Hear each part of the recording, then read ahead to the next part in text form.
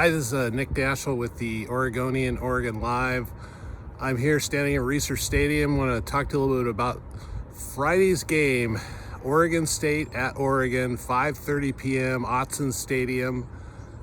Fox is where you'll be able to watch that game unless you're in the stadium.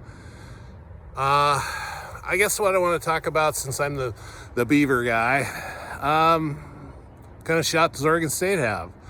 I'm picking Oregon to win, but it would not surprise me if the game's close. And if it's close in the fourth quarter, I mean, Beavers got a shot. What are Oregon's concerns here?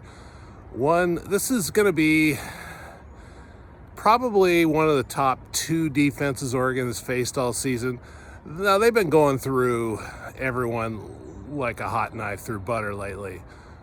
But Oregon State's got some will give them some problems, particularly if they can get some of these guys back in the secondary. Against Washington, they fared pretty well in the secondary despite not having a Keely Arnold, not having Jaden Robinson, both in the second half. No Noble Thomas.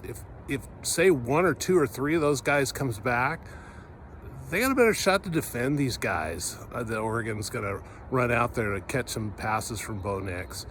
Now, Oregon State didn't get any sacks against Michael Penix for Washington last week, but that wasn't the intent. The intent was kind of surround him and cover guys. I don't know what the strategy will be here, but I suspect they're going to dial it up a little bit more this week against Bo Nix. Offensively, I see the game plan kind of being the same as it was against Washington. Run the ball, keep Bo Nix off the field. It worked against Washington. They just weren't. They needed to be a little bit better. They needed to be a little bit better against Washington. But that same strategy unfolds at Oregon.